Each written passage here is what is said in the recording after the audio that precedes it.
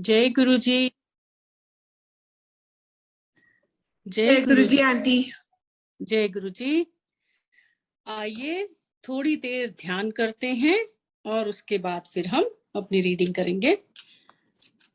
आइए ध्यान में बैठते हैं।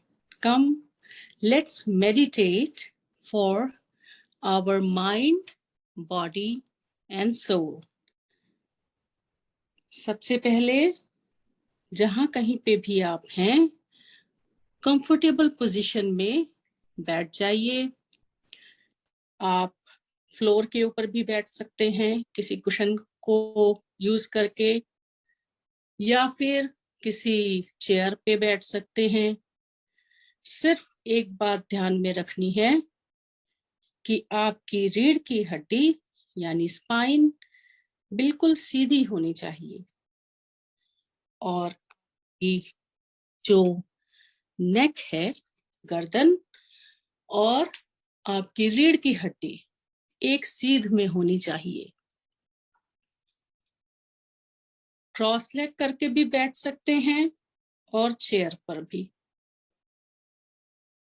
अब सीधे बैठने के बाद आप अपनी हथेलियों को खोलकर ऊपर की तरफ रखते हुए अपनी लैप पर, अपने थाइस पर रख लीजिए।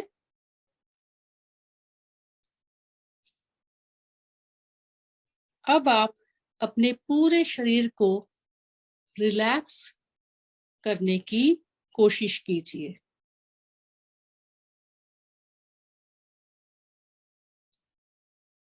अब अपनी सांसों के ऊपर ध्यान दीजिए।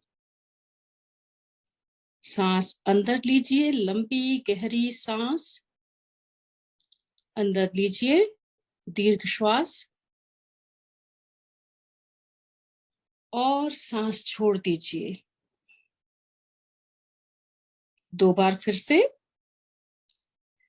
सांस अंदर खींचिए, लंबी गहरी सांस, और श्वास को बाहर छोड़ दीजिए। एक्सेल। एक बार और, लंबी गहरी सांस अंदर भरिए और उसे आराम से बाहर छोड़ दीजिए। एक्सेल। डायफ्रामेटिक ब्रीदिंग यानी कि आपके जो स्टमक है, गट है, वहां से ब्रीथ करना। इसमें जब आप सांस अंदर भरेंगे तो आपको अपनी बेली यानी अपना पेट थोड़ा ऊपर की तरफ उठना चाहिए, और जब सांस बाहर छोड़ेंगे तो अंदर जाना चाहिए। डायफ्रामेटिक ब्रीदिंग, इसके बहुत सारे लाभ होते हैं।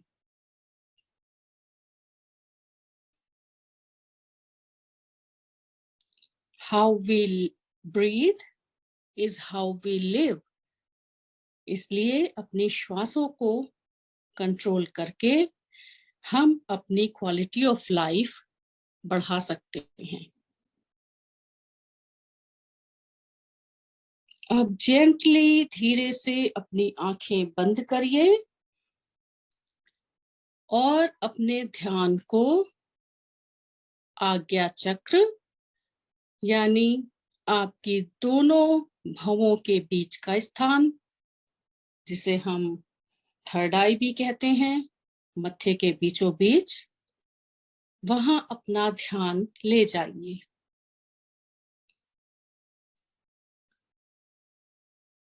नॉर्मली ब्रीदिंग करते रहिए।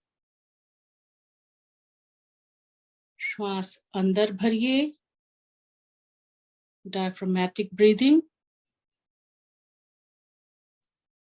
और छोड़ दीजिए। Let go. किसी भी तरह का तनाव, चिंता, स्ट्रेस सब अपनी श्वास के साथ रिलीज कर दीजिए।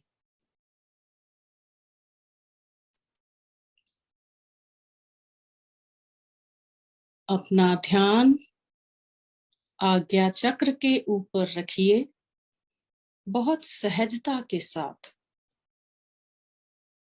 किसी प्रकार की जोर जबरदस्ती की जरूरत नहीं है। बहुत सहजता के साथ श्वासों को लेते और छोड़ते हुए अपनी स्पाइन को, रीढ़ की हड्डी को सीधे रखते हुए अपने ध्यान को अपने आज्ञा चक्र पर रखिए।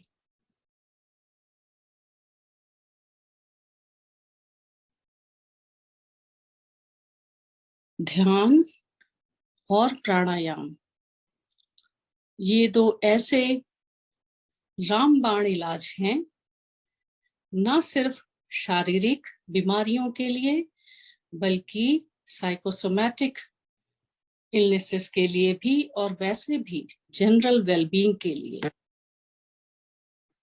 स्टडीज हैव शोन कि जो स्ट्रेस हार्मोन कॉर्टिसोल होता है वो ध्यान और प्राणायाम से नीचे हो जाता है, रिड्यूस हो जाता है हमारे शरीर में।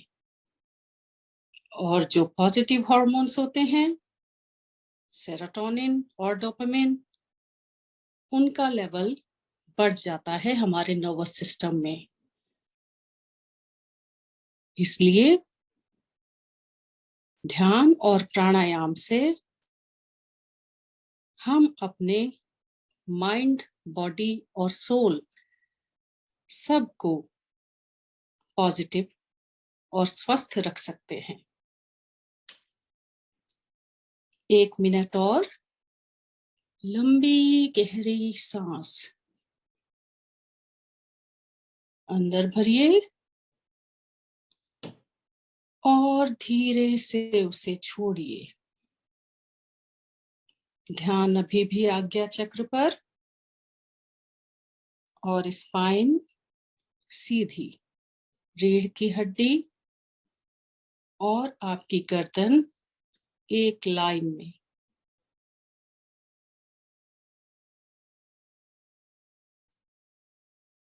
श्वास भरिए फिर से और देखिए आपकी पूरी बॉडी में कहाँ सबसे ज्यादा तनाव आपको महसूस हो रहा है।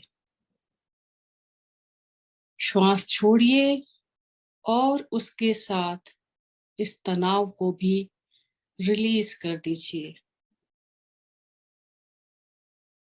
एक बार और लंबी गहरी सांस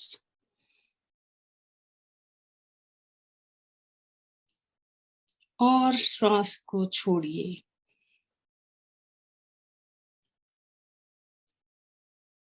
अब धीरे से अपनी आंखें खोलिए, जेंटली,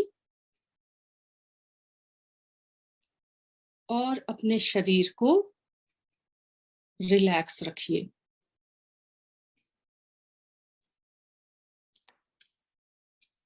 इसी के साथ आज के ध्यान का ये सेशन यही समाप्त होता है। आप इसको दिन में चाहे जितनी बार कर सकते हैं, आपकी पूरी बॉडी रिचार्ज हो जाएगी और आपका ध्यान बिल्कुल फोकस हो जाएगा किसी भी काम पर जो भी आप कर रहे हैं। तो मन और मस्तिष्क दोनों के लिए इसको आप कभी भी कर सकते हैं। जय गुरु जी।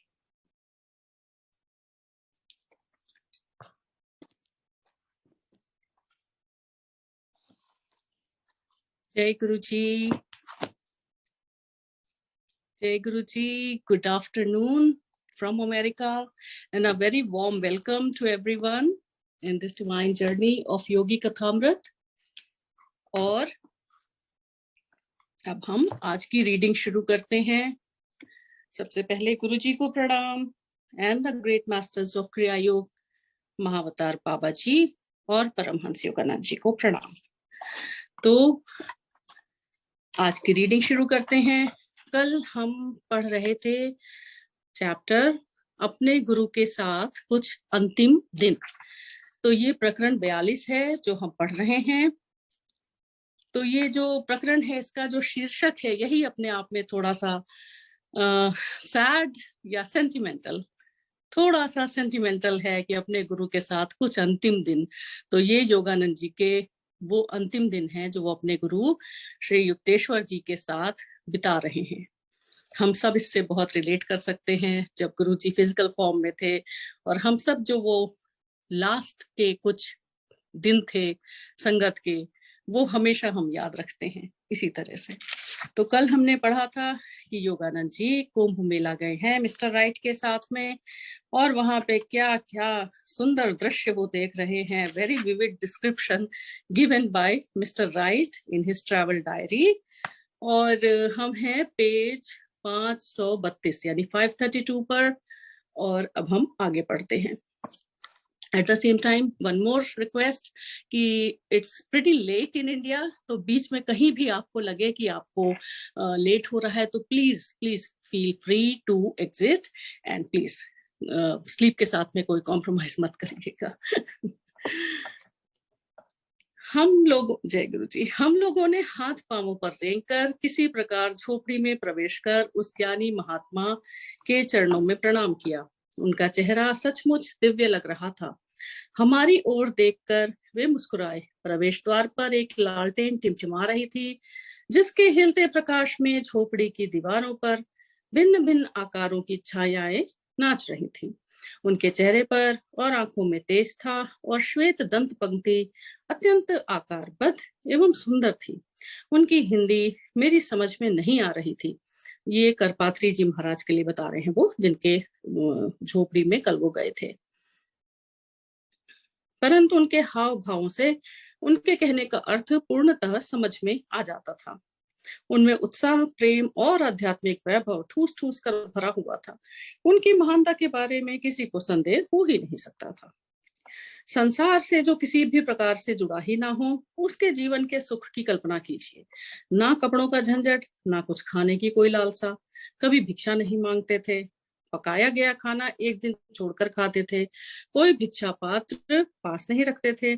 रुपए पैसे को हाथ नहीं लगाते थे। कभी किसी चीज का संग्रह नहीं करते थे। ईश्वर में सदा पूर्ण विश्वास। कहीं आने जाने के लिए वाहनों की कोई चिंता नहीं, क्योंकि किसी वाहन पर कभी बैठते ही नहीं थे। केवल पवित्र नदियों के किनारे किनारे चलते जाते थे। किसी भी स्थान पर एक सप्ताह से अधिक रुकते नहीं थे, ताकि किसी स्थान के प्रति आसक्ति ना उत्पन्न हो जाए। कितना मिनिमलिस्ट वे ऑफ लाइफ। ये तो बहुत आदर्श में लाने लायक बात है, क्योंकि हम लोग तो इतने मटेरियलिस्टिक होते जा रहे हैं कि हद से ज्यादा संग्रह मटेरियलिस्टिक चीजों का और सिर्फ अपने फिजिकल कंफर्ट की तरफ पूरा ध्यान। तो ये इस तरह की महानता तो बहुत ही आदरणीय है। और विनम्रता कितनी। वेदों के असाधारण ज्ञाता, काशी हिंदू विश्वविद्यालय से एमए और शास्त्री उपाधि प्राप्त। उनके चरणों में बैठकर मेरे मन में एक उदात्त भावना उभर आई। यह सब प्राचीन और सच्चे भारत को देखने की मेरी इच्छा का उत्तर प्रतीत हो रहा था, क्योंकि आध्यात्मिक महापुरुषों की भूमि के वे सच्चे प्रतिनिधि हैं। करपात्री जी से मैंने उनके परिव्राजक जीवन के बारे में कुछ प्रश्न किए। क्या सर्दियों के लिए भी आप कोई अतिरिक्त कपड़े नहीं रखते? नहीं, यह पर्याप्त है। क्या कुछ पुस्तकें अपने साथ रखते हैं? नहीं, जो लोग मुझसे कुछ सुनना चाहते हैं उन्हें मैं अपनी स्मरण शक्ति से सुनाता हूँ। आप और क्या क्या करते हैं? गंगा किनारे घूमता हूँ। उनके इन शांत शब्दों को सुनकर मैं उनके जीवन की सादगी को अपनाने के लिए ललायत हो उठा। मुझे अमेरिका और वहां अपने कंधों पर बैठे सारे उत्तरदायित्वों की याद आई। एक क्षण के लिए खिन्न होकर मैंने सोचा, नहीं योगानंद, इस जन्म में गंगा किनारे घूमना तुम्हारे लिए नहीं है। करपात्री जी ने अपनी कुछ आध्यात्मिक अनुभूतियों के बारे में बताया, तो अचानक मैंने उनसे पूछा, आप यह सब शास्त्रों से पढ़कर बता रहे हैं या अपनी आंतरिक अनुभव से बता रहे हैं? उन्होंने सरल हंसी के साथ उत्तर दिया, आधा पुस्तकीय ज्ञान से और आधा अनुभव से। हम लोग थोड़ी देर ध्यान में मौन बैठे रहे। उनके पवित्र सानिध्य से उठकर जब हम लोग बाहर आए तो मैंने श्री राइट से कहा, वे सुनहरे तृण के सिंहासन पर विराजमान एक राजा हैं। उस रात हमने खुले आकाश के नीचे मेले की जमीन पर बैठकर पत्तलों में भोजन किया। थालियां आदि धोने की झंझट को भारत में जहां तक हो सके कम कर दिया जाता है। वेरी इको फ्रेंडली पत्तल जो होते हैं वो कितने इको फ्रेंडली होते हैं। मन को मोह लेने वाले उस कुंभ मेले में हम लोग और 2 दिन रहे, फिर यमुना के किनारे किनारे उत्तर पश्चिम में स्थित आगरा पहुंचे। एक बार फिर मैं ताजमहल को निहार रहा था। एक बार फिर इसलिए क्योंकि आप लोगों को याद होगा जब वो योगानंद जी अपने बचपन में भी ताजमहल देखने गए थे। मेरे स्मृति पटल पर जितेंद्र मेरे साथ खड़ा था, जो उनका मित्र था जब साथ में गए थे वो दोनों। हम दोनों ही स्तब्ध होकर संगमरमर में ढले उस स्वप्न को देख रहे थे। वहां से हम लोग वृंदावन में स्वामी केशवानंद जी के आश्रम गए। केशवानंद जी से मिलने में मेरा उद्देश्य इसी पुस्तक से संबंधित था। श्री युक्तेश्वर जी द्वारा किया गया वह अनुरोध कभी भी मेरे दिमाग से निकला नहीं था कि मैं लाहिड़ी महाशय के जीवन पर कुछ लिखूं। भारत में अपने प्रवास के दौरान मैं योगावतार के सगे संबंधियों और शिष्यों से संबंध स्थापित करने के प्रत्येक अवसर का उपयोग कर रहा था। उनके साथ हुए वार्तालाप को मैं विस्तृत रूप से लिख रहा था, घटनाओं और तिथियों को ठीक से मिला रहा था, पुराने फोटो, पुराने पत्रों और कागजों को जमा कर रहा था। लाहिड़ी महाशय संबंधी मेरी सामग्री निरंतर बढ़ती जा रही थी। तो कैसे लाहिड़ी महाशय के बारे में वो सारी जानकारियां इकट्ठा कर रहे हैं योगानंद जी, जिससे कि वो उनके बारे में लिख सकें। मेरे सामने पुस्तक लिखने का जो श्रम साध्य कार्य खड़ा था, उसके बारे में सोचते ही दिल कुछ बैठा सा जाता था। मैं प्रार्थना कर रहा था कि उस महान गुरु का जीवन चरित्र लिखने में मैं समर्थ हो सकूं। उनके अनेक शिष्यों को यह भय लग रहा था कि लिखित विवरण में उनके गुरु का कहीं अनादर ना हो जाए या उनकी किसी बात का कहीं गलत अर्थ निरूपित ना किया जाए। तो ये तो संगत है, संगत we can totally relate to it, क्योंकि जब भी हम गुरु जी के बारे में कुछ कहते हैं, सत्संग बताते हैं, हमेशा अंदर से गुरु जी से प्रार्थना ये रहती है कि गुरु जी जो भी बिल्कुल सच है वो ही आप कहलवाएं, और हर तरह से जो सब संगत के लिए जो जरूरी है वही बातें आप सत्संग में कहलवाएं। तो इसीलिए जब लाइट ऑफ डिविनिटी भी गुरुजी ने लिखवाई थी, सारी संगत से उनके एक्सपीरियंसेस मंगवाए थे गुरुजी ने अपने सामने अपने फिजिकल फॉर्म में, तो हर संगत ने अपने अनुभव, अपने जो सत्संग हैं वो गुरुजी को दिए थे लिख के, और फिर अंकल ने उन्हें कंपाइल किया था। पंचानन भट्टाचार्य ने एक बार मुझसे कहा भी था, निर्जीव शब्दों में किसी अवतार का जीवन चरित्र कोई क्या लिख पाएगा। लाहिड़ी महाशय के अन्य निकट शिष्य भी योगावतार को अपने हृदयों में ही अमर गुरु के रूप में छिपाए रखना चाहते थे। तथापि लाहिड़ी महाशय ने स्वयं ही अपने जीवन चरित्र के बारे में जो भविष्यवाणी की, उसे ध्यान में रखते हुए मैं उनके बाह्य जीवन के बारे में जानकारी प्राप्त करने और तथ्यों की सत्यता जांच करने में अपनी ओर से कोई कसर नहीं रख छोड़ी। स्वामी केशवानंद जी ने वृंदावन के अपने कात्यायनी पीठ आश्रम में हम लोगों का मनपूर्वक स्वागत किया। यह आश्रम ईंटों का बना विशाल भवन है, जिसमें भारी भरकम काले स्तंभ हैं। यह भवन सुंदर उद्यान के बीच में स्थित है। वे तुरंत हमें अपने बैठक खाने में ले गए, जहां लाहिड़ी महाशय की बड़ी की गई विशाल फोटो टंगी हुई थी। केशवानंद जी की आयु 90 वर्ष की हो चली थी, परंतु फिर भी उनका शरीर मजबूत और स्वस्थ दिख रहा था। लंबे केश और हिम धवल दाढ़ी के साथ वे मूर्तिमंत प्राचीन ऋषि लग रहे थे। मैंने उन्हें बताया कि भारतीय सिद्धों पर अपनी पुस्तक में उनके नाम का उल्लेख करने की मेरी इच्छा है।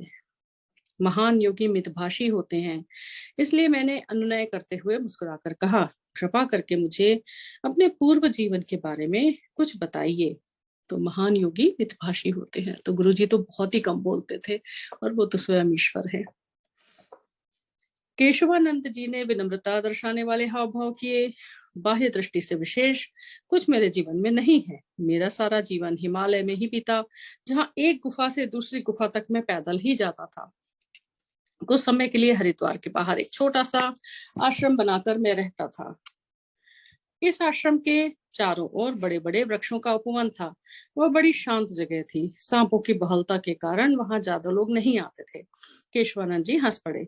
बाद में एक वर्ष गंगा की बाढ़ उस आश्रम को और उसके साथ साथ सांपों को बहा ले गई। तब अपने शिष्यों की सहायता से मैंने यहाँ वृंदावन में यह आश्रम बनाया। हम में से किसी ने केशवानंद जी से पूछा कि वे हिमालय में बाघों से अपनी रक्षा कैसे करते थे। केशवानंद जी ने सिर हिलाते हुए कहा, उस उच्च आध्यात्मिक वातावरण में जंगली पशु शायद ही कभी योगियों पर हमला करते हैं। एक बार जंगल में बाघ के साथ मेरा अचानक सामना हो गया। हठात मेरे मुंह से आवाज निकल गई। बाघ स्तब्ध होकर एकदम मूर्तिवत खड़ा हो गया, मानो पत्थर बन गया हो। अपनी इन स्मृतियों पर स्वामी जी पुनः हंस पड़े। नीचे टिप्पणी है, इसमें है कि लगता है बाघ को चकमा देने के अनोखे उपाय हैं।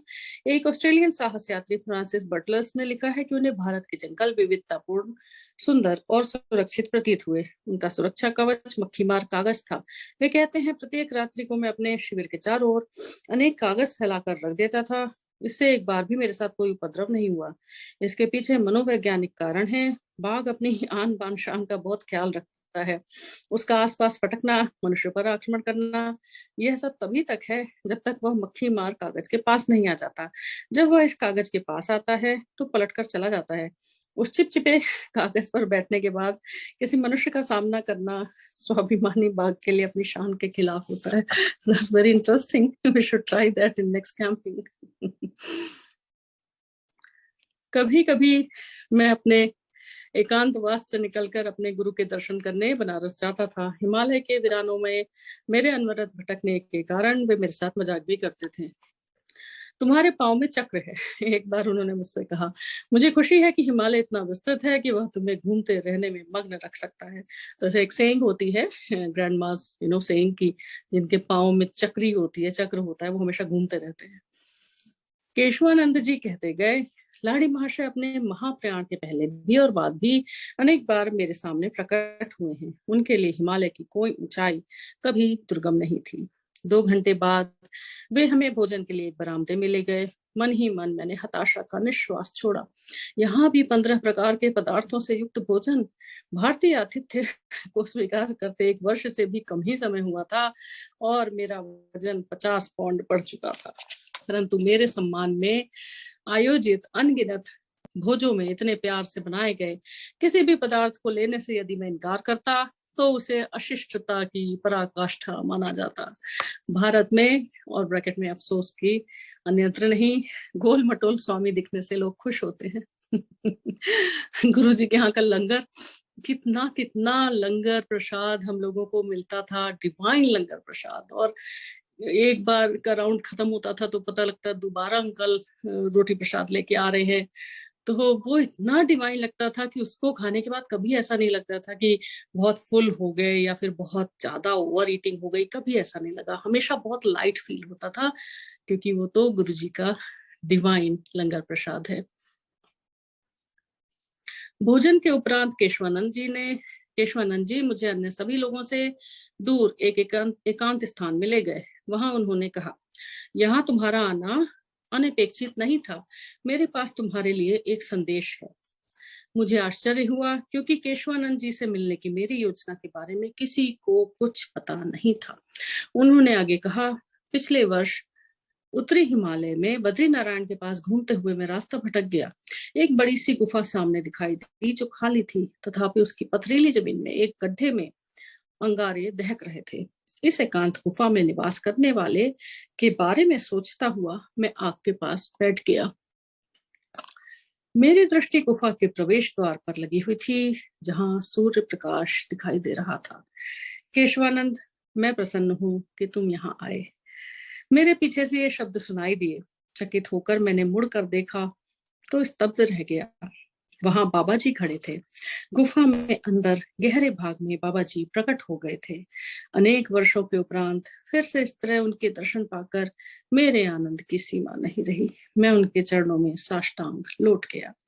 बाबा जी ने कहा, मैंने ही तुम्हें यहाँ बुलाया है, इसलिए तुम रास्ता भूल गए और इस गुफा में आ गए जहां अभी मैं रह रहा हूँ। लंबे समय के बाद हम फिर मिले हैं। तुमसे पुनः मिलकर मुझे खुशी हुई। अमर गुरुदेव यानी बाबा जी ने मेरे आध्यात्मिक कल्याण के आशीर्वाद स्वरूप कुछ कहकर आगे कहा, योगानंद के लिए मैं तुम्हें एक संदेश दे रहा हूँ। वे जब भारत वापस आएंगे तब तुमसे मिलने आएंगे। अपने गुरु और लाहड़ी के जीवित शिष्यों से संबंधित अनेक बातों में वे पूर्ण व्यस्त रहेंगे। तुम्हारे पास जब वे आएंगे तब उन्हें बता देना कि उनके मुझसे मिलने के लिए आतुर होते हुए भी मैं इस बार उनसे नहीं मिलूंगा, परंतु किसी अन्य अवसर पर मिलूंगा।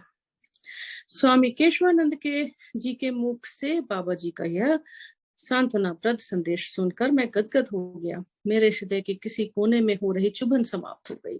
अब मुझे इस बात का दुख नहीं रहा कि कुंभ मेले में मुझे बाबा जी ने दर्शन नहीं दिया, जैसा कि श्री युक्तेश्वर जी ने इंगित भी किया था। आश्रम में एक रात रहकर दूसरे दिन दोपहर को हम लोग कोलकाता के लिए चल पड़े। यमुना के पुल पर से गुजरते समय वृंदावन के आकाश का भव्य दृश्य देखकर हम लोग आनंद से भर उठे। सूर्य ने आकाश में मानो आग लगा दी थी, जो अग्नि देवता की किसी भट्टी के समान लग रहा था। उसके सुंदर रंग नीचे नदी के शांत जल में प्रतिबिंबित हो रहे थे। यमुना तट श्री कृष्ण की बाल लीलाओं की स्मृतियों से पुनीत हुआ है। श्री कृष्ण ने यमुना तट पर तो बहुत बहुत लीलाएं की हैं, बहुत लीलाएं। यहीं पर एक अवतार और उसके भक्तों के बीच सदा बने रहने वाले महान दिव्य प्रेम को प्रकट करते हुए उन्होंने बालपन की भोली भाली मधुरता के साथ गोपियों के संग लीला रची। अनेक पाश्चात्य टीकाकारों ने भगवान श्री कृष्ण के जीवन को समझने में भारी भूल की है। शास्त्रीय रूपक शब्दशः अर्थ करने वाले लोगों की समझ में नहीं आ सकते। एक अनुवादक की एक मनोरंजक भूल का उदाहरण इस बात को स्पष्ट करता है। यह कहानी मध्ययुगीन संत रविदास से संबंधित है। संत रविदास बहुत ही महान संत, और उनकी वाणी जो है उसको ग्रंथ साहब में भी स्थान दिया गया है। रविदास मानव में निहित आध्यात्मिक महिमा को अपने चर्मकार पेशे की भाषा में इस प्रकार गाते हैं। विशाल नील गगन के हेठे रहे देवता चाम लपेटे। तो उन्होंने तो रविदास जी ने कुछ और लिखा था, और जो एक पाश्चात्य लेखक ने इसका जो छिछला अर्थ निकाला है उसे देखकर कोई भी हंसे बिना नहीं रह सकता। वह कहता है, उन्होंने बाद में एक कुटिया बनाई और उसमें चमड़े से बनाई एक मूर्ति स्थापित कर दी और उसकी पूजा शुरू कर दी। जबकि रविदास जी ने किस लिए लिखा था कि जो रहे देवता चाम लपेटे, मतलब कि जो हमारा शरीर है, जो हाड़ मांस का बना हुआ शरीर है, उसके अंदर जो परमात्मा है उसके लिए लिखा। और जो पाश्चात्य लेखक है उसने उसका क्या अर्थ का अनर्थ कर दिया कि वहां पे कोई चमड़े से मूर्ति बना के उन्होंने रख दी और उसकी पूजा करने लगे। ऐसे तथ्यों को तोड़ा मरोड़ा जाता है। रविदास महान संत कबीर के गुरु भाई थे। रविदास के गौरव प्राप्त शिष्यों में चित्तौड़ की रानी भी थी। रानी ने एक बार अपने गुरु के सम्मान में एक विशाल भोज का आयोजन किया और उसमें बहुत बड़ी संख्या में ब्राह्मणों को निमंत्रित किया। ब्राह्मणों ने एक नीच चमार के साथ बैठकर भोजन करने से मना कर दिया। ब्राह्मण जब अपना शुद्ध भोजन करने के लिए अलग बैठे तो प्रत्येक ब्राह्मण ने अपने पास रविदास को बैठे पाया। इस सार्वजनिक चमत्कार से चित्तौड़ में विस्तृत आध्यात्मिक पुनर्जागरण हुआ। तो जाति ना पूछो साधु की, पूछ लीजिए ज्ञान। क्योंकि जब गुरुजी के यहाँ हम लोग लंगर में एक साथ बैठते थे, एक थाली में 4 लोग खाते थे, किसी के कभी दिमाग में भी नहीं आया होगा कि कौन किस जाति का है, किस धर्म का है। तो ये लंगर प्रथा, संगत, ये सब जाति प्रथा को समाप्त के लिए है। कुछ ही दिनों में हम लोग कोलकाता पहुंचे। श्री युक्तेश्वर जी से मिलने के लिए मैं आतुर था। अतः जब मैंने सुना कि वे कोलकाता से दक्षिण में 300 मील दूर पुरी में हैं, तो मुझे घोर निराशा हुई। तुरंत पुरी चले आओ, यह तार मेरे गुरु भाई ने 8 मार्च को कोलकाता के दूसरे गुरु भाई अतुल चंद्र राय चौधरी को भेजा। इस संदेश का समाचार मेरे कानों तक भी आ पहुंचा। उसमें निहित अर्थ मुझे समझ आया। मैं धम्म से घुटनों पर बैठ गया और भगवान से अपने गुरु के प्राणों की भिक्षा मांगने लगा। मैं ट्रेन पकड़ने के लिए पिताजी के घर से निकल ही रहा था कि मेरे अंतर में एक दिव्य वाणी सुनाई दी, आज रात पुरी मत जाओ, तुम्हारी प्रार्थना स्वीकार नहीं हो सकती। शोकाकुल होकर मैंने कहा, प्रभु, आप पुरी में मेरे साथ रस्साकशी नहीं करना चाहते, जहां गुरुदेव के जीवन के लिए मेरी अनवरत प्रार्थनाएं आपको ठुकरानी पड़ेंगी, तो क्या आपकी इच्छा पर उन्हें उच्चतर कर्तव्यों के लिए जाना ही होगा। आंतरिक आदेश का पालन करने के लिए मैंने उस रात पुरी के लिए प्रस्थान नहीं किया। दूसरे दिन शाम को मैं ट्रेन पकड़ने के लिए चल पड़ा। रास्ते में 7 बजे एक काला सूक्ष्म मेघ आकाश में छा गया। तो नीचे टिप्पणी है कि उसी समय श्री युक्तेश्वर जी ने महासमाधि ली, 9 मार्च 1936 को शाम 7 बजे। बाद में जब ट्रेन पुरी की ओर दौड़ी जा रही थी, तब श्री युक्तेश्वर जी मेरी अंतर्दृष्टि के सामने प्रकट हो गए। वे अत्यंत गंभीर मुद्रा में बैठे थे। उनके दोनों ओर प्रकाश का एक एक पिंड था। क्या सब कुछ समाप्त हो गया? अनुनय विनय करते हुए मैंने अपने हाथ ऊपर उठा लिए। उन्होंने सिर हिलाया और धीरे धीरे अदृश्य हो गए।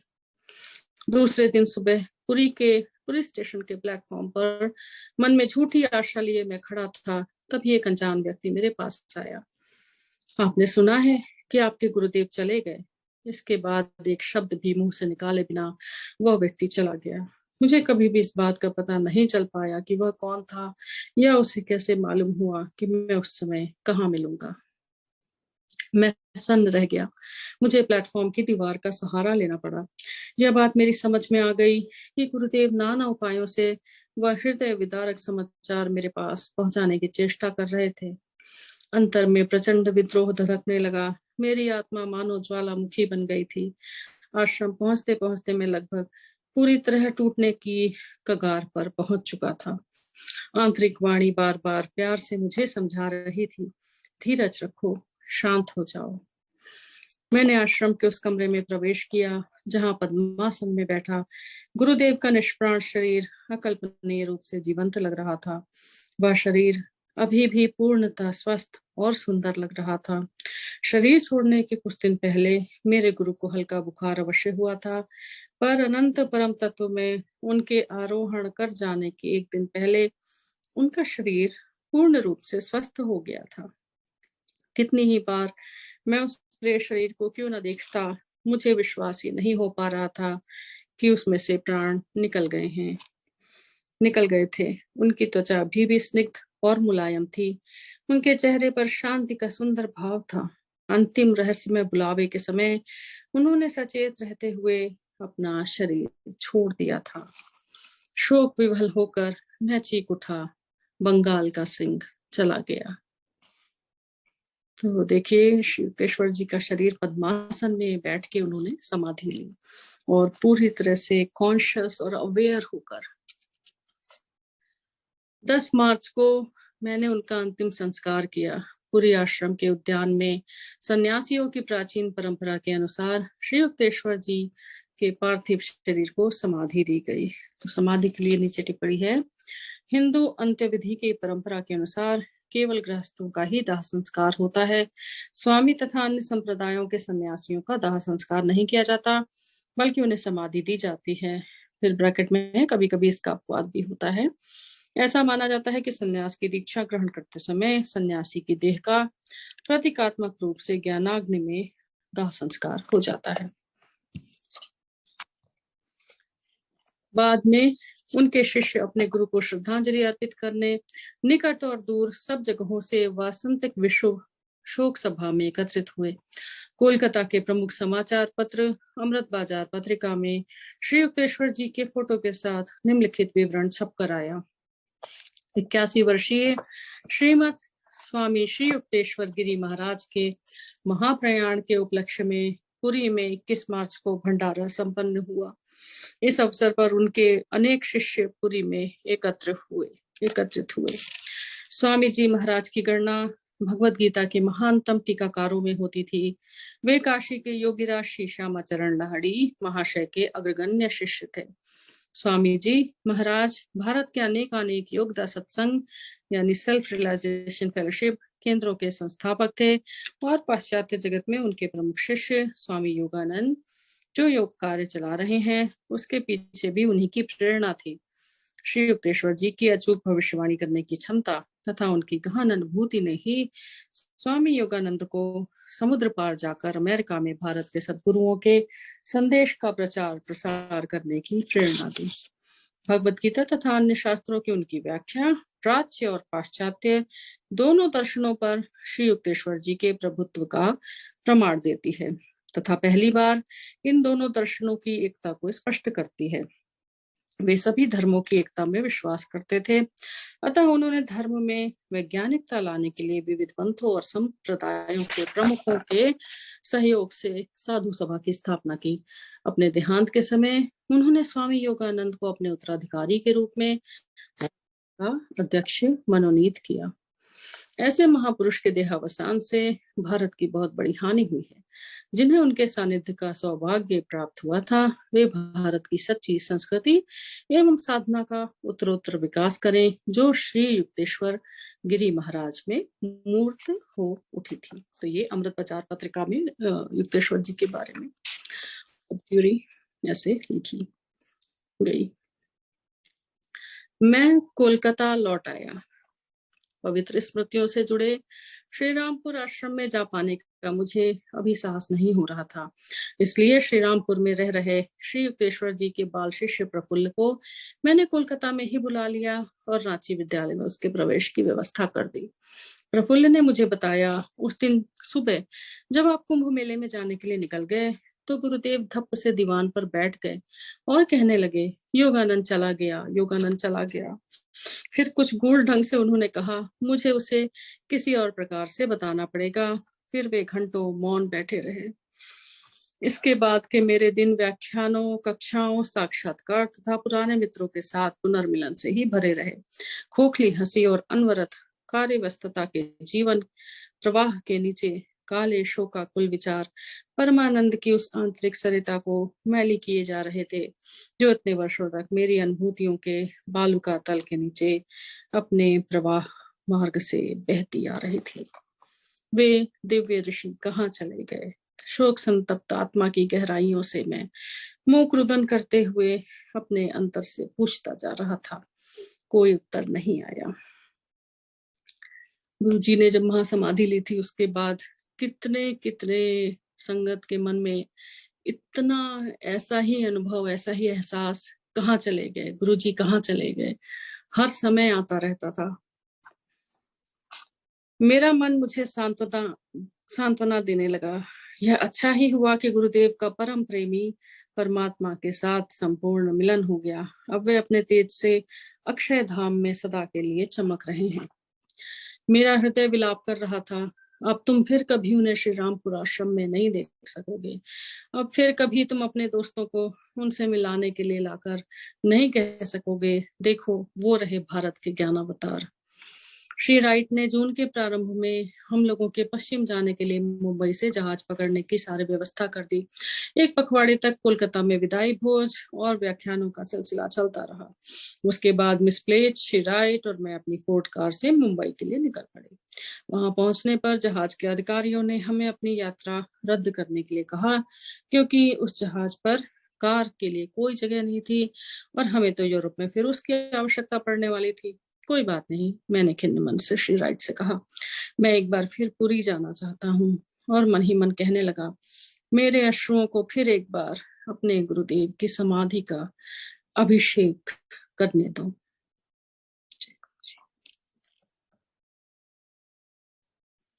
यहाँ हमने ये प्रकरण समाप्त किया अपने गुरु के साथ कुछ अंतिम दिन। अगला प्रकरण है 43, श्री युक्तेश्वर जी का पुनरुत्थान। इसको हम थोड़ा पढ़ सकते हैं अभी और उसके बाद फिर समाप्त करेंगे। प्रकरण 43, श्री युक्तेश्वर जी का पुनरुत्थान। भगवान श्री कृष्ण। मुंबई में रेजेंट होटल के अपने कमरे में मैं बैठा था कि चमचमाते जाजल्यमान प्रकाश में भगवान का दिव्य रूप मेरे सामने प्रकट हुआ। मैं तीसरी मंजिल के उस कमरे की ऊंची खुली खिड़की से बाहर देख रहा था। तब अचानक सामने वाली ऊंची इमारत की छत के ऊपर यह अवर्णनीय दृश्य मेरी दृष्टि के सामने प्रकट हो गया। भगवान श्री कृष्ण मेरी ओर देखकर मुस्कुरा रहे थे और सिर हिला रहे थे, हाथ भी हिला रहे थे। जब मैं उनके संदेश को समझ नहीं पाया तो आशीर्वाद देने की मुद्रा में हाथ उठाकर वे अंतर्ध्यान हो गए। मन एक अद्भुत आनंद से भर उठा और मुझे ऐसा लगा कि कोई आध्यात्मिक घटना घटने वाली है। दर्शन, श्री कृष्ण जी के दर्शन कितना। पश्चिम की ओर मेरी यात्रा कुछ समय के लिए रद्द हो गई थी। कोलकाता और पुरी वापस जाने के पहले मुंबई में मेरे कई व्याख्यानों का आयोजन किया गया था। भगवान श्री कृष्ण के दर्शन के एक सप्ताह बाद 19 जून 1936 को दोपहर में 3 बजे मुंबई में होटल के अपने कमरे में मैं अपने पलंग पर बैठा ध्यान कर रहा था कि अचानक कमरे में एक दिव्य प्रकाश के फैलने से मेरा ध्यान टूट गया। मेरे खुले और विस्मय विस्फारित नेत्रों के सामने संपूर्ण कमरा एक अद्भुत विश्व में बदल गया। सूर्य प्रकाश एक स्वर्गीय तेज में बदल गया। रक्त मांस के शरीर में श्री युक्तेश्वर जी को अपने सामने खड़े देखकर आनंदातिरेक की लहरों पर लहरें मुझ पर छाने लगी। तो ये जो प्रकरण है ये बहुत ही आध्यात्मिक है और बहुत सरप्राइजिंग है, क्योंकि इसमें चमत्कार और जो उनके गुरु सामने प्रकट हो गए युक्तेश्वर जी। अब आगे पढ़िए, उन सब के बारे में इतनी इंटरेस्टिंग बातें लिखी हैं। बेटा, गुरुदेव ने अत्यंत स्नेहसिक्त कोमल स्वर में कहा। उनके चेहरे पर देवताओं को भी मोहित करने वाली ऐसी सुंदर मुस्कान खेल रही थी। उस समय जीवन में पहली बार मैंने उनका चरण स्पर्श नहीं किया, बल्कि उन्हें अपनी बाहों में भर लेने के लिए आतुर होकर आगे बढ़ा। वह अपूर्व क्षण परम आनंद की उस बरसती वर्षा की तुलना में गत कुछ महीनों में जो व्यथा वेदना मैंने सही थी वह कुछ भी नहीं थी। मेरे प्रभु, मेरे गुरुदेव, मेरे प्रियतम, आप मुझे छोड़कर क्यों चले गए? आनंदातिरेक के कारण मैं असंबद्ध बोलने लग गया था। आपने मुझे कुंभ मेले में जाने ही क्यों दिया? आपको छोड़कर जाने के लिए मैंने अपने आप को कितना कोसा है। जहां मुझे बाबा जी का प्रथम दर्शन हुआ था, उस तीर्थ स्थल का दर्शन करने की तुम्हारी आशा भरी खुशियों पर मैं पानी नहीं फेरना चाहता था। मैं तो थोड़ी देर के लिए ही तुम्हें छोड़कर गया था। क्या आप फिर से तुम्हारे पास नहीं आ गया हूँ? पर क्या यह आप ही हैं गुरुदेव, ईश्वर के वही सिंह? अभी आपने जो शरीर धारण किया है वह क्या बिल्कुल उसी शरीर के समान है जिसे मैंने पुरी की निर्दयी बालू में समाधिस्थ कर दिया था? हाँ बेटा, मैं बिल्कुल वही हूँ। यह रक्त मांस का शरीर है। मेरी दृष्टि में यह शरीर केवल आकाश तत्व का यानी एथरल है, परंतु तुम्हारी दृष्टि के लिए यह जड़ देह है। मैंने सृष्टि के परमाणुओं से एक पूर्णतः नए शरीर की सृष्टि की है, जो बिल्कुल उस स्वप्न सृष्टि के शरीर जैसा ही है जिसे तुमने अपनी स्वप्न सृष्टि की स्वप्न बालू में समाधि दे दी थी। वस्तुतः मेरा पुनरुत्थान हो चुका है, पृथ्वी पर नहीं बल्कि एक सूक्ष्म लोक में। इस पृथ्वी के मानवों की तुलना में उस लोक में वास करने वाले लोग मेरे उच्च आदर्शों के अधिक अनुरूप हैं। तुम और तुम्हारे उन्नत प्रियजन भी किसी दिन उस लोक में मेरे पास आ जाओगे। तो यहाँ से एक बहुत ही डिवाइन और इंटरेस्टिंग एस्ट्रल जर्नी शुरू होती है एंड बहुत गहन गंभीर और बहुत ही रोचक ये बातें अब होने जा रही हैं। मृत्युंजय गुरुदेव, मुझे और अधिक बताइए। गुरुदेव आनंद के साथ थोड़ा सा हंसते हुए बोले, प्रिय वत्स, क्या तुम अपनी पकड़ थोड़ी ढीली नहीं कर सकते? केवल थोड़ी ढीली? मैंने उन्हें अपने बाहुपाश में ऐसे कसकर पकड़ रखा था मानो नागपाश में जकड़ लिया हो। मुझे वही नैसर्गिक हल्की सी सुगंध आ रही थी जो पहले उनके शरीर से निकला करती थी। जब कभी उन महान क्षणों की मुझे याद आती है तो मैं अब भी अपने हाथों के अंदरूनी हिस्सों में और हथेलियों में उनके दिव्य शरीर के उस रोमांचकारी स्पर्श को मैं अनुभव करता हूँ। श्री युक्तेश्वर जी ने बताया, जिस प्रकार कर्मों से मुक्ति पाने में मनुष्यों की सहायता करने के लिए संतों और सद्गुरुओं को इस संसार में भेजा जाता है, उसी प्रकार ईश्वर ने एक सूक्ष्म लोक में वहां रहने वाले लोगों की मुक्त होने में सहायता करने का आदेश मुझे दिया है। उस लोक को हिरण्य लोक कहते हैं। वहां मैं उन्नत आत्माओं की सूक्ष्म जगत के कर्मों से मुक्ति पाने में और इस प्रकार सूक्ष्म जगत में बार बार पुनर्जन्म से मुक्त होने में सहायता करता हूँ। हिरण्यलोक के अधिकतर निवासी आध्यात्मिक दृष्टि से अत्यंत उन्नत हैं। उन सब ने इस पृथ्वी पर अपने आखिरी जन्म में मृत्यु के समय सचेत रहते हुए जड़ देह का त्याग करने की ध्यान प्रदत्त सामर्थ्य प्राप्त कर ली थी। पृथ्वी पर रहते जब तक कोई सविकल्प समाधि से आगे जाकर निर्विकल्प समाधि में स्थित नहीं होता, तब तक वह हिरण्यलोक में प्रवेश नहीं कर सकता। हिरण्यलोक के वासी उन साधारण सूक्ष्म लोकों से पहले ही पार हो चुके होते हैं, जहां पृथ्वी के प्रायः सभी वासियों को मृत्यु उपरांत जाना पड़ता है। वहां उन्होंने सूक्ष्म लोकों के अपने गत कर्मों के बीज नष्ट कर डाले होते हैं। सूक्ष्म लोकों में इस प्रकार के आत्मोद्धार का कार्य उन्नत साधकों के अतिरिक्त कोई नहीं कर सकता।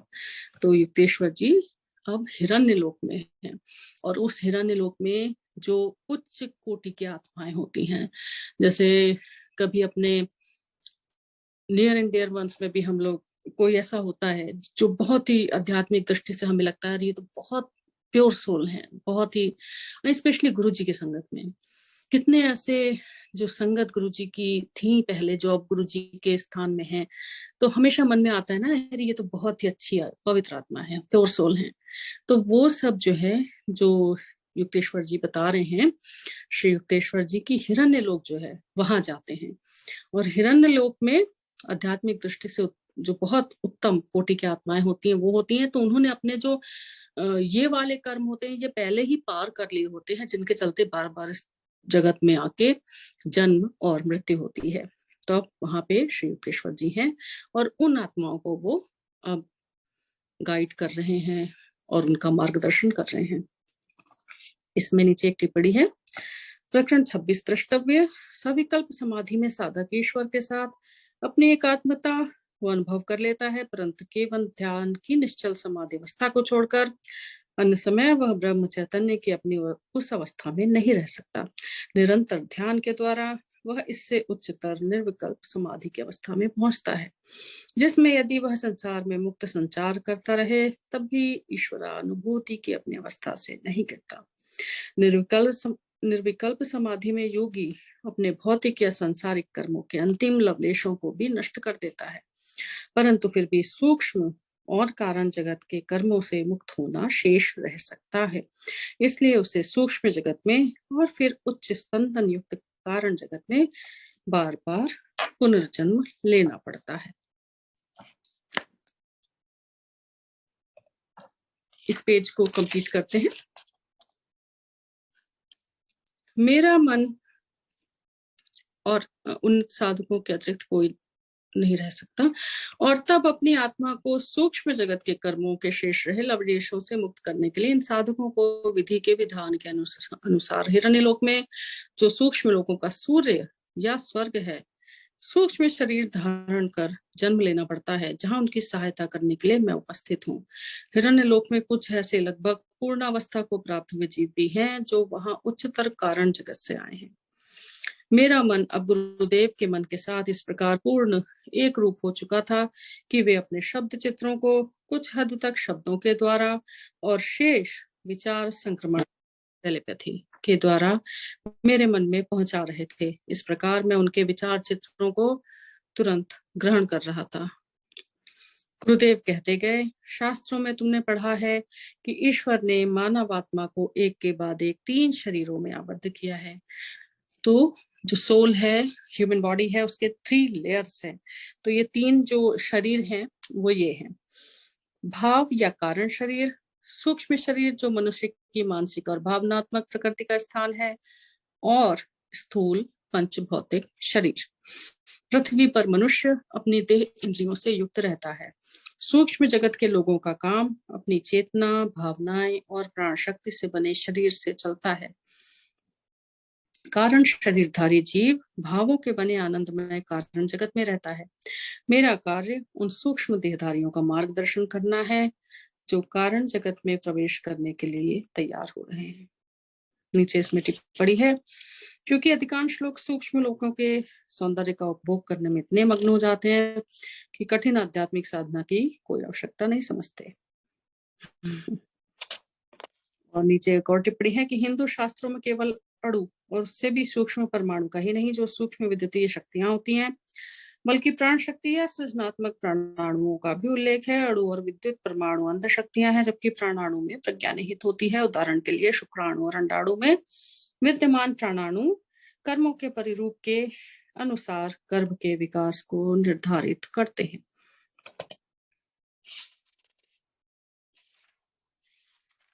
आज के लिए हम रोक दें अब यहाँ पे रीडिंग को और इसको कल कंप्लीट करते हैं इस प्रकरण को, क्योंकि सोचने वाला और ध्यान की अवस्था में जब बैठे तो इसके ऊपर काफी मनन करने वाला, चिंतन करने वाला ऐसा प्रकरण है। तो हिरण्यलोक में सोचिए थोड़ा, और हिरण्यलोक के बारे में सोचिए, और श्री युक्तेश्वर जी वहां पे कैसे जो बहुत उन्नत आध्यात्मिक रूप से उन्नत आत्माएं हैं उनका मार्गदर्शन कर रहे हैं, वहां की कल्पना करिए। और कल मिलते हैं। जय Guru ji. Thank you very much everyone for joining. Thank you. Stay tuned in, stay connected, stay blessed. जय गुरु जी।